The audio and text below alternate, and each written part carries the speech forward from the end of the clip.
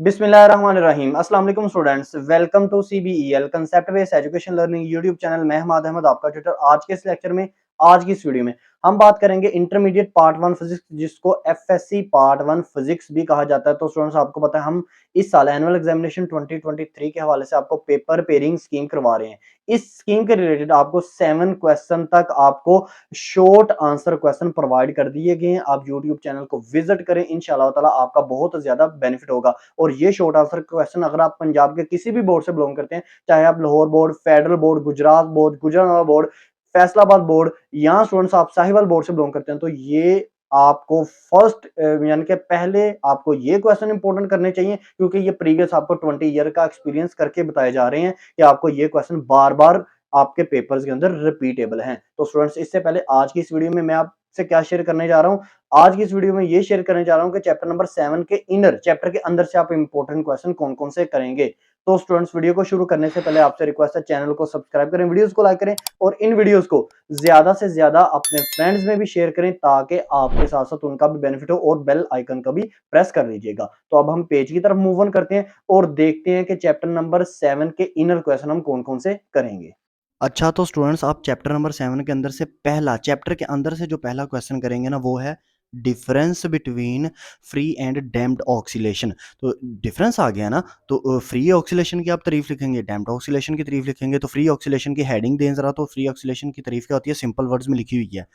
जब जब कोई भी जिस्म ऑक्सीलेट करता हो, लेकिन कोई एक्सटर्नल फोर्स अप्लाई ना हो, तो याद रखिएगा ऐसी ऑक्सीलेशन को कहते हैं फ्री ऑक्सीलेशन। अब डैम्प्ड ऑक्सीलेशन, इसकी हेडिंग दें तो डैम्प्ड ऑक्सीलेशन क्या है, जब कोई भी बॉडी ऑक्सीलेट कर रही हो, लेकिन ऑक्सीलेट करते हुए उसका एम्पलीट्यूड डिक्रीज कर जाए विद टाइम, यानी कि टाइम इंक्रीज करता जाए, एम्पलीट्यूड डिक्रीज करता जाए, तो ऐसी ऑक्सीलेशन को क्या कहेंगे, डैम्प्ड ऑक्सीलेशन। तो ये आपका क्वेश्चन नंबर 1 था, पेज नंबर 1 के ऊपर।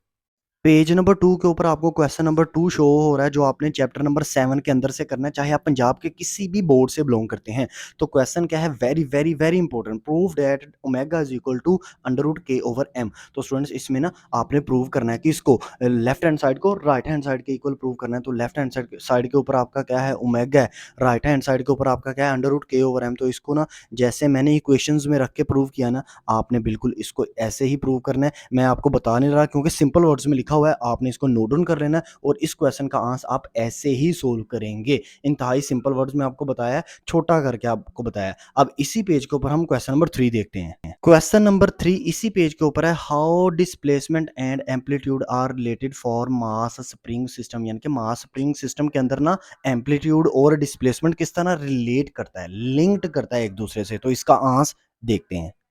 इसका आंसर देखें, आप इसका आंसर जो मालूम कर सकते हैं ना, कि एम्पलीट्यूड और आपका डिस्प्लेसमेंट किस तरह मास और स्प्रिंग सिस्टम के अंदर लिंक्ड करता है। तो उसके लिए ना आपको ये फार्मा जो है ना, बड़ा मजेदार साबित होगा, जो मैंने पेज के ऊपर लिखा है, ठीक है ना। तो ये फार्मा आपको आपसे एक्चुअली कहता क्या है, इस क्वेश्चन का जो आंसर है ना, वो पेज नंबर 3 के ऊपर भी थोड़ा सा है, लेकिन मैं यहाँ पर बोल देता हूँ, पेज नंबर 3 पर जाएंगे ना, तो तब वहां पर आप ना नोट डाउन कर लीजिएगा। कहता है जैसे ही एम्पलीट्यूड इंक्रीज करता है ना, तो याद रखिएगा डिस्प्लेसमेंट जो है वो अपनी नेचुरल पोजीशन से ना दूर होता जाता है। जैसे डिस्प्लेसमेंट मास स्प्रिंग सिस्टम के अंदर अपनी नेचुरल पोजीशन से दूर होता जाता है ना, तो एम्पलीट्यूड जो है ना उस सिस्टम का, यानी कि मास स्प्रिंग सिस्टम का, वो इंक्रीज करता जाएगा। अब इसकी एक दो लाइनें जो आंसर किया ना, वो नेक्स्ट पेज नंबर 3 के ऊपर है। अब हम पेज नंबर 3 के ऊपर आ गए हैं। आपका जो क्वेश्चन नंबर 3 का जो रिमेनिंग थोड़ा सा आंसर था, वो यहाँ पर ऊपर लिखा हुआ आपको दिखाई दे रहा है, मैंने आपको समझा दिया। क्वेश्चन नंबर 4 क्या है, कहता है eight which position the velocity of simple harmonic motion is maximum and minimum. यानी कि सिंपल एसएचएम की जो वेलोसिटी है ना, वो किस पॉइंट के ऊपर, किस जगह के ऊपर मैक्सिमम वैल्यू देती है और किस जगह पर मिनिमम वैल्यू देती है। तो इसका आंसर है एट मीन पोजीशन। जहाँ पर सिंपल हार्मोनिक मोशन की जो मेन पोजीशन होती है ना, वहाँ पर हमेशा याद रखिएगा सिंपल हार्मोनिक मोशन की जो वेलोसिटी होती है ना, वो मैक्सिमम होती है। और एट एक्सट्रीम पोजीशन, जहाँ तक वो बॉडी जा सकती है, सिंपल हार्मोनिक के अंदर मूव कर सकती है, तो एक्सट्रीम पोजीशन पर ना सिंपल हार्मोनिक मोशन की जो वेलोसिटी होती है, वो मिनिमम होती है। तो इस क्वेश्चन का यही एक सिंपल सा आंसर मैंने आपको बता दिया, आप इसी सोल्यूशन को कीजिएगा। अब हम क्वेश्चन नंबर 5 करते हैं। Question number 5, what is driven harmonic oscillator with example. इसको आपने बताना है। ये क्वेश्चन बड़ा इंपॉर्टेंट है, ये आपको 2022 के अंदर ये आया भी हुआ क्वेश्चन। तो स्टूडेंट्स, हार्मोनिक ऑक्सीलेटर क्या है, इसकी एग्जांपल का आंसर ये रहा।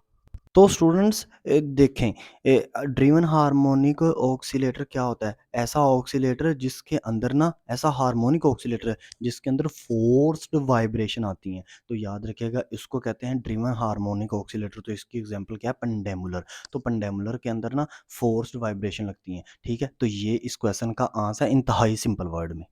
पेज नंबर 4 और क्वेश्चन नंबर आपका है क्वेश्चन नंबर 6। तो स्टूडेंट्स क्वेश्चन नंबर 6 क्या है? Define forced oscillation, give example. Oscillation है, ऑक्सीलेटर नहीं है।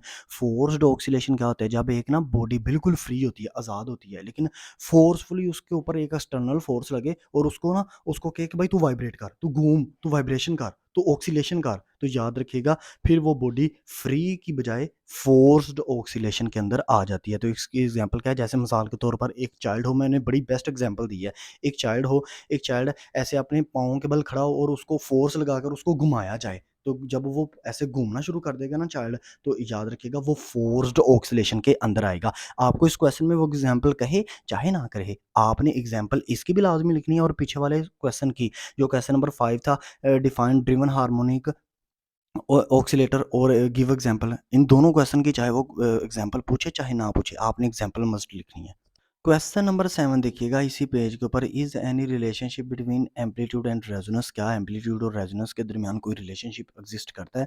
जी बिल्कुल, रिलेशनशिप एग्जिस्ट करता है। तो इस क्वेश्चन का आंसर आधा इधर है, आधा नेक्स्ट पेज नंबर 5 के ऊपर आपको मिलेगा। तो आधा क्वेश्चन का आंसर क्या है? कहता है जी बिल्कुल, जब ना आपका एम्पलीट्यूड और रेजोनेंस में ये डिफरेंस है कि जब आपका एम्पलीट्यूड लार्ज होता है ना, तो आपकी जो रेजोनेंस है ना वो डिक्रीज कर जाती है, स्मॉल कर जाती है ड्यू टू डैम्प्ड ऑक्सीलेशन की वजह से। तो 10 आ गया। अब इसका जो नेक्स्ट आधा आंसर है ना वो नेक्स्ट पेज के ऊपर है। अब पेज नंबर 5 के ऊपर हम आ गए हैं, तो उस क्वेश्चन का आंसर रिमेनिंग ये है। कहता है एम्पलीट्यूड आपका ना डिक्रीज़ कर जाता है स्लाइटली, थोड़ा-सा, जब ना रेजोनेंस की फ्रीक्वेंसी बढ़ जाती है। तो यही इस क्वेश्चन का आंसर है, यानी कि उसने क्वेश्चन में ये कहा था कि रेजोनेंस और एम्पलीट्यूड के दरमियान रिलेशनशिप क्या है? तो एम्पलीट्यूड हमेशा इंक्रीज़ करेगा जब फ्रीक्वेंसी किसकी? रेजोनेंस की बढ़ जाएगी, तो एम्पलीट्यूड इंक्रीज़ कर जाएगा।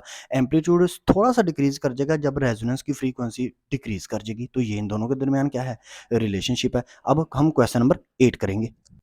अब question number 8, define restoring force and its direction. और हमने रिस्टोरिंग फोर्स की डायरेक्शन भी बतानी है। अगर वो डायरेक्शन पूछे तो ठीक है, वरना आपने नहीं बतानी। अगर वो सिंपल यही क्वेश्चन करे ना, डिफाइन रिस्टोरिंग फोर्स, तो फिर आप रिस्टोरिंग फोर्स की डेफिनेशन लिखेंगे। तो उसने अभी इस क्वेश्चन के अंदर पूछा हुआ है डिफाइन रिस्टोरिंग फोर्स और इसकी डायरेक्शन भी। तो रिस्टोरिंग फोर्स एक ऐसी फोर्स होती है जो किसी भी बॉडी मूव करती हुई बॉडी को ना इक्विलिब्रियम में ले आती है, यानी कि उसको बिल्कुल बराबर कर देती है। तो ऐसी फोर्स को क्या कहते हैं? रीस्टोरिंग फोर्स कहते हैं। मिसाल के तौर पर आपके पास एक पत्थर हो, आप क्या करो, उसके धागे से बांध के ऐसे-ऐसे उसको घुमा रहे हो, आगे पीछे वो मूव कर रहा है और एक फोर्स लगा रहे हो उसको रोकने के लिए, वो फिर धागे के साथ जो पत्थर बंधा हुआ है, एक वक़्त ऐसा आता है वो बिल्कुल स्टिल कर जाता है, रेस्ट में आ जाता है, इक्विलिब्रियम में आ जाता है। तो वो क्या है? वो फोर्स क्या है? रीस्टोरिंग फोर्स है। तो इसकी डायरेक्शन किस तरफ होती है? जिस तरफ को आपकी इक्विलिब्रियम, यानी कि जिस तरफ को इक्विलिब्रियम की पोज़ीशन होती है ना, जिस तरफ को मतवाज़न बराबरी की सतह होती है, उस तरफ आपका ये जो रिस्टोरिंग फोर्स है ना, उसकी डायरेक्शन होती है। तो ये था क्वेश्चन नंबर 8 का आंसर। ये बहुत इंपॉर्टेंट क्वेश्चन है।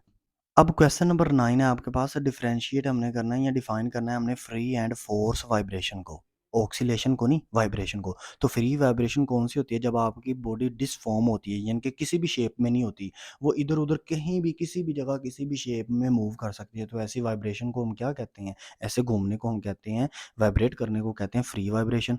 और फ़ोर्स वाइब्रेशन क्या है? जब हम किसी भी बॉडी को, वो फ्री हो, आज़ादाना ना घूम रही हो, लेकिन फ़ोर्स लगा के ना उसके ऊपर एक ताकत लगा के, फ़ोर्स लगा के उसको एक ख़ास पोज़ीशन में हम वाइब्रेट करवाएँ, तो इसको कहते हैं फ़ोर्स वाइब्रेशन। अब ये जो फ़ोर्स वाइब्रेशन का आंसर है ना, ये नेक्स्ट पेज नंबर 6 के ऊपर आपको आधा मौजूद है। मैंने आपको समझा दिया, आप इसी तरह इसको नोट करेंगे। तो अब हम पेज नंबर 6 के ऊपर चलते हैं। अब पेज नंबर 6 के ऊपर हम आ गए हैं, तो इस पेज के ऊपर देखेंगे तो आपको डिफरेंस का दूसरा पॉइंट भी शो होगा।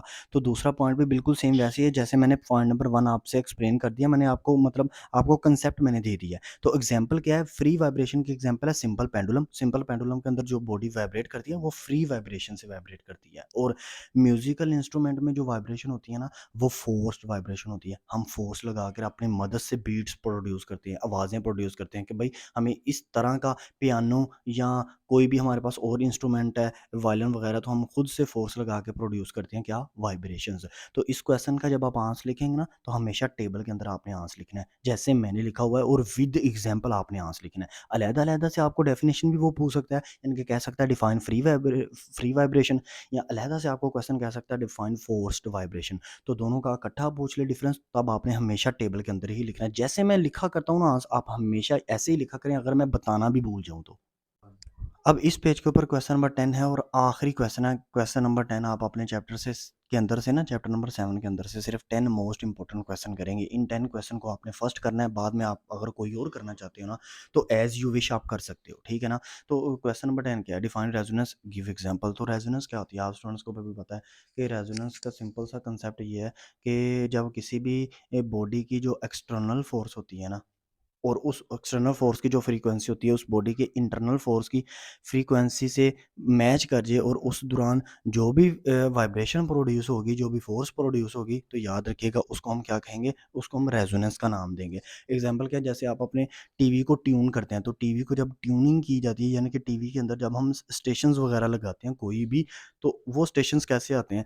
बाहर की मदद से एक फ्रीक्वेंसी की मदद से हमें आ रही होती है वाइब्रेशन, और एक हमारे टीवी के अंदर से वाइब्रेशंस प्रोड्यूस हो रही होती हैं।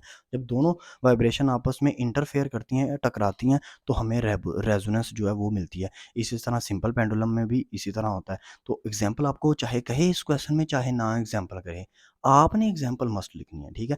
और ये क्वेश्चंस क्या हैं? ये क्वेश्चन आपस में भी डिफरेंस करके आ सकते हैं। जस्ट लाइक वो कह सकता है differentiate between driven harmonic oscillation और रेजोनेंस। तो अब मैंने ड्रिवन हार्मोनिक ऑक्सीलेशन की भी आपको डेफिनेशन बताई है, रेजोनेंस की डेफिनेशन बताई है विद एग्जांपल, तो आप ऐसे लिखिएगा।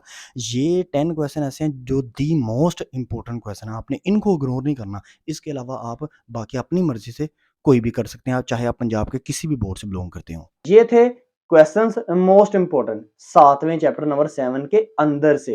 इंशाल्लाह ताला नेक्स्ट आने वाली वीडियो में हम चैप्टर नंबर 8 के एक्सरसाइज के क्वेश्चन इंपॉर्टेंट देखेंगे कि आपके पेपर के हवाले से कौन-कौन से इंपॉर्टेंट क्वेश्चन हैं। तब तक के लिए अल्लाह हाफिज़।